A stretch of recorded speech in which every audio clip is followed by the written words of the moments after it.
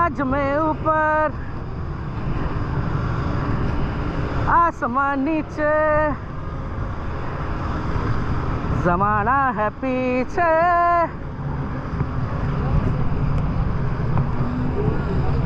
Tell me ओ खुदा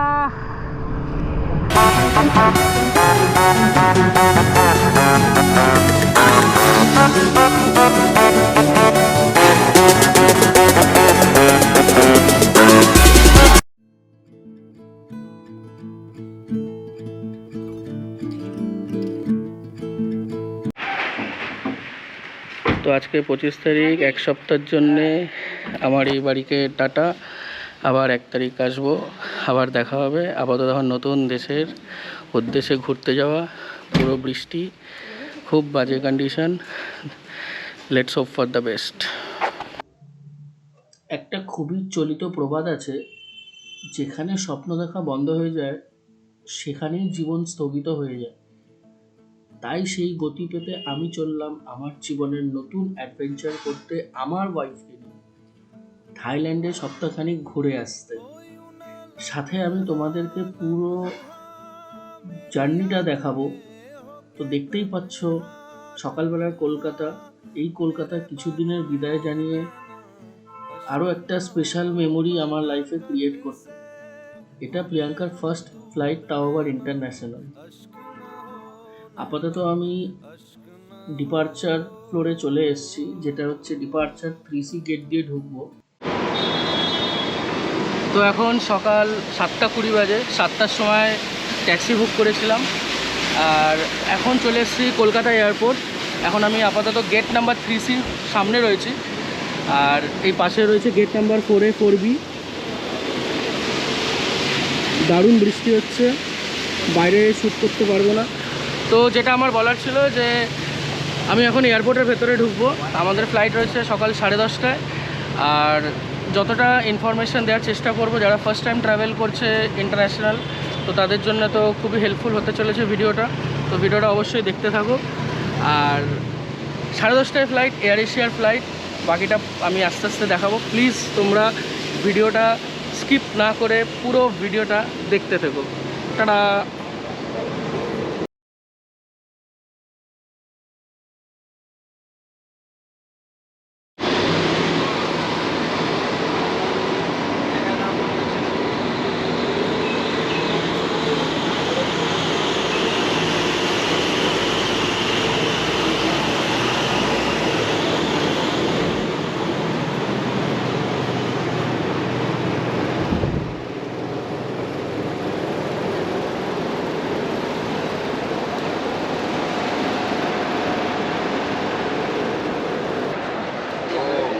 so right now 7:45 বাজে, আর এখন আমি কলকাতা এয়ারপোর্টের ভেতরে চলে এসেছি।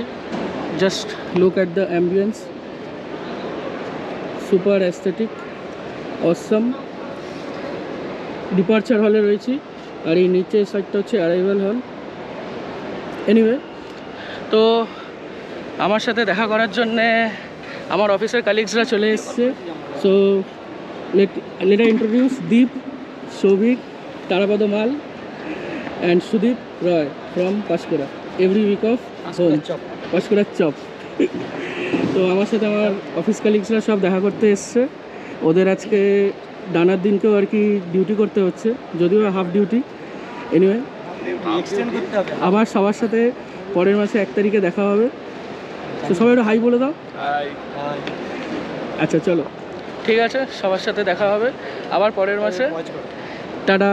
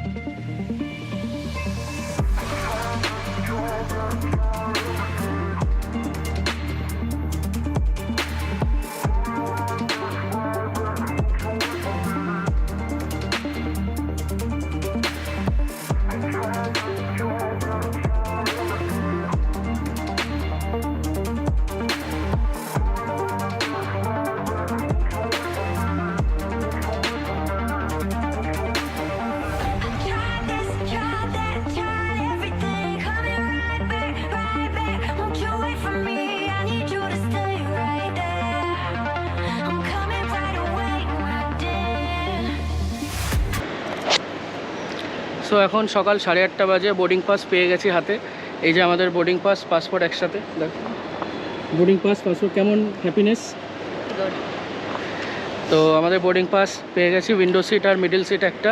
8:30 বাজে। এবার ইমিগ্রেশনটা ক্লিয়ার করব।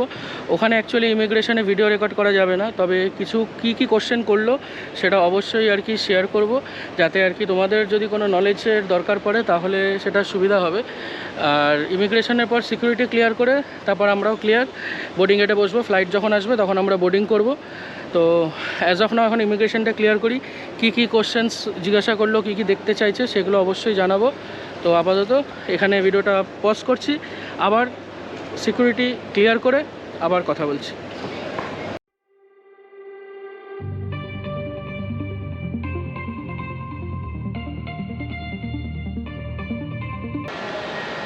সো রাইট নাও ইটস 8:50 আর আমাদের ইমিগ্রেশন প্লাস সিকিউরিটি দুটোই ক্লিয়ার হয়ে গেছে।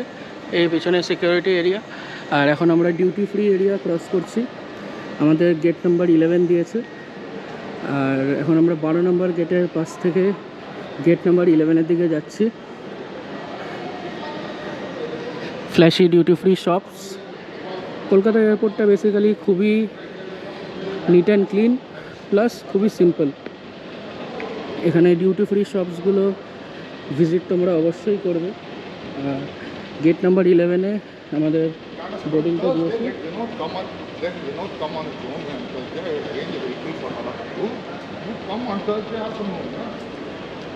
কেমন এক্সাইটেড?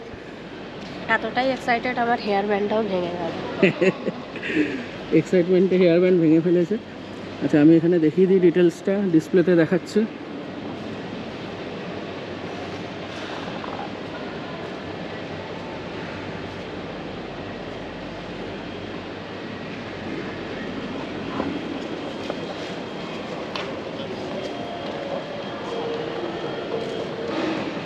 প্রভুজির চিপসের দোকান, ব্যাগের দোকান,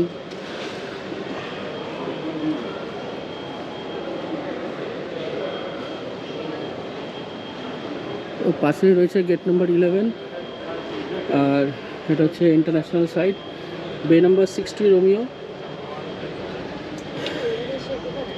এখানেই ফ্লাইটটা আসবে, পুরো খালি, দানা সাইক্লোনের জন্য।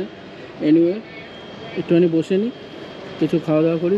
হ্যাঁ আরেকটা কথা বলার ছিল, ইমিগ্রেশনে শুধু জিজ্ঞাসা করলো কোথায় যাচ্ছি, কবে ফিরছি, ব্যাস, আর রিটার্ন টিকিট আছে কিনা, কিন্তু কিচ্ছু দেখতে চাইনি। তো খুবই ভালো experience. Immigration officer was very nice to me as well. আর তোমাকে কিছু জিজ্ঞাসা করেছি ইমিগ্রেশন অফিসে? নো, শুধু কোন কান্ট্রিতে যাওয়া হচ্ছে সেটাই জিজ্ঞেস করছে। আচ্ছা, তো আমাদের জন্য ইমিগ্রেশনটা খুবই লাইট ছিল, ফার্স্ট টাইম। আর বোর্ডিং পাসটা দেখে যাও, যেটা ডিপার্টেড দেখাচ্ছে, স্ট্যাম্প মেরে দিয়েছে, যেটা পাসপোর্টে তো স্ট্যাম্প মেরেইছে, বোর্ডিং পাসটাই শুধু দেখাচ্ছে।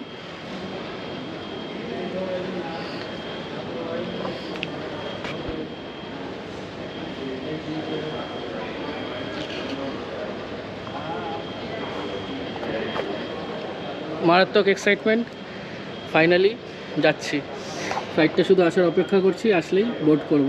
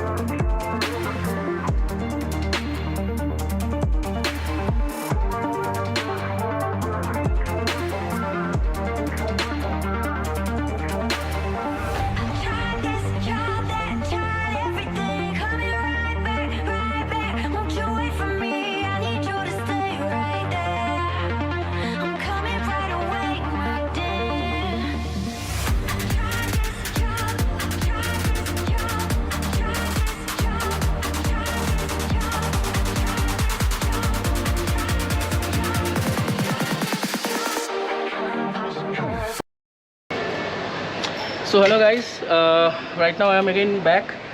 তা এখন আমি ডিউটি ফ্রি শপের পাশ থেকে ক্রস করতে করতে পাশেই দেখলাম একটা ইন্টারন্যাশনাল সিম কার্ড স্টোর। তো ভেবেছিলাম যে এখান থেকে নেবো না, থাইল্যান্ডে গিয়েই নেবো সিম কার্ডটা। বাট লাকিলি খুব ভালো ডিল পেয়ে গেছি। সিম কার্ডটার নাম হচ্ছে ট্রু ডিট্যাক 5G, এটা 1000 টাকা পড়েছে ইন্ডিয়ান কারেন্সিতে। তো এখানে আমি কী কী বেনিফিট পাচ্ছি, আনলিমিটেড লোকাল কলস, আনলিমিটেড ইন্টারনেট, 5G স্পিডে 50 GB অবধি আনলিমিটেড পাচ্ছি হাই স্পিডে, আর তারপর 4G আনলিমিটেড পাচ্ছি। আর ইন্ডিয়াতে 100 মিনিট কল পাচ্ছি 1000 টাকায়। আমাকে এখান থেকে সেটা অফার করলো। আমি যখন থাইল্যান্ডের ডিট্যাকের ওয়েবসাইটটা খুলে দেখলাম, ওখানে 449 বাট মতো দেখাচ্ছে। ওটা ইন্ডিয়ান কারেন্সিতে যখন আমি কনভার্ট করছি 1200 টাকা মতো দেখাচ্ছে। আর আমাকে যখন এখানে ইন্ডিয়ান কারেন্সিটা আমি চেঞ্জ করেছিলাম, আমাকে জিএসটিটাও পে করতে হয়েছে। তো এখানে আমাকে যখন নিলাম, আমার এখানে জিএসটিটাও পে করতে হচ্ছে না, ইন্ডিয়ান কারেন্সিতে আমি নিয়ে নিলাম। তো ট্রু ডিট্যাক 5G খুবই ভালো সিম কার্ড, এটা হাইলি রেকমেন্ডেড। এটা এখনই দুটো কোম্পানি মার্জার হয়ে গেছে। ট্রু কোম্পানি, ট্রু মুভ বলে আগে একটা কোম্পানি ছিল, আর ডিট্যাক বলে, এরা এখন একসাথে হয়ে গেছে লাইক ভোডাফোন আইডিয়া।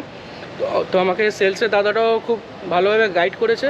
আর এখানে আমার ফ্লাইটটাও চলে এসছে, তো তোমরা দেখতেই পাচ্ছ।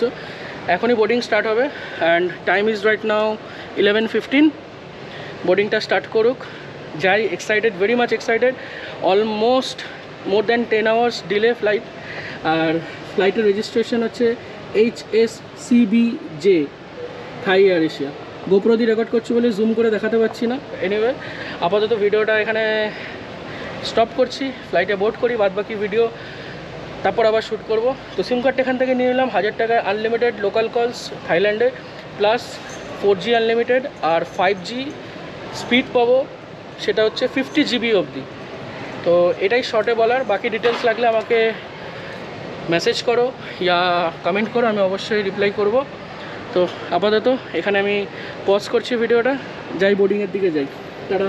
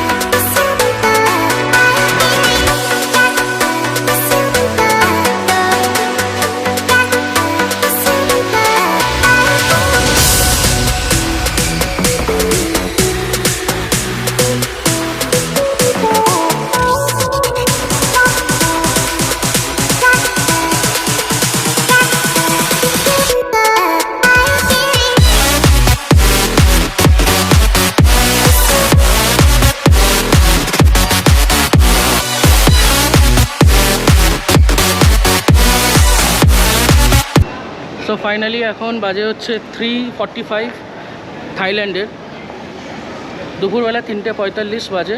আর আমি এখন চলে এসেছি বেল্ট নাম্বার 4-এর সামনে। এই যে আমাদের ফ্লাইট নাম্বার FD121, এই ফ্লাইটের ব্যাগেজ এই বেল্টেই ঘুরে বেড়াচ্ছে। আর এখানেই আর কি উপরে ইমিগ্রেশন ক্লিয়ার হলো, সবাই ওপর থেকে নামছে, যে রাস্তা দিয়ে নামলাম। নামার পর এটাই হচ্ছে ফার্স্ট যেটা দেখা যায়, টার্মিনাল 1। এই যে আমাদের ব্যাগ, এখানে কিছু এটিএম কাউন্টার আছে যদি কারোর ক্যাশ উইথড্রল করার থেকে। আর যারা ব্যাগেজ ডিটেলস দেখতে পাচ্ছে না বা জানে না যে কোথায় আর কি তাদের ব্যাগ আসবে, ঠিক বেল্ট নাম্বার 5-এর সামনে একটা বড় ডিসপ্লে আছে, ওইখানেই আর কি দেখায় কোন ফ্লাইটের ব্যাগেজ কোন বেল্টে আসছে। তো এটাই হচ্ছে সেই ডিসপ্লেটা। এখান থেকে এরকম অনেকগুলো এলিভেটেড টাইপের আছে, যেখান থেকে আর কি সবাই ব্যাগ নিয়ে নিচে, ইমিগ্রেশন ক্লিয়ার করে ব্যাগের জন্য নিচে নামবে। ফাইন। আর আপাতত এখন এয়ারপোর্টের বাইরে বেরোবো, বাস ধরবো। এখান থেকে রাইড আর একটা অন্য একটা ব্লগ শুরু হবে। আপাতত এই ভিডিওটা এখানেই কমপ্লিট করছি, কলকাতা টু ব্যাংকক। পরের ভিডিওটা ব্যাংকক টু পাটায়া যাওয়া হবে, তো ওই জার্নিটা আবার নতুন করে শুরু হবে। তা আপাতত এই ভিডিওটা যদি ভালো লেগে থাকে, ইনফরমেটিভ লাগে, তো অবশ্যই একটা ভিডিও লাইক করে দিও। চ্যানেলটা সাবস্ক্রাইব না করা থাকলে সাবস্ক্রাইব করতে পারো। তো টিল দেন বাই, আবার দেখা হচ্ছে আরেকটা নেক্সট ভিডিওতে।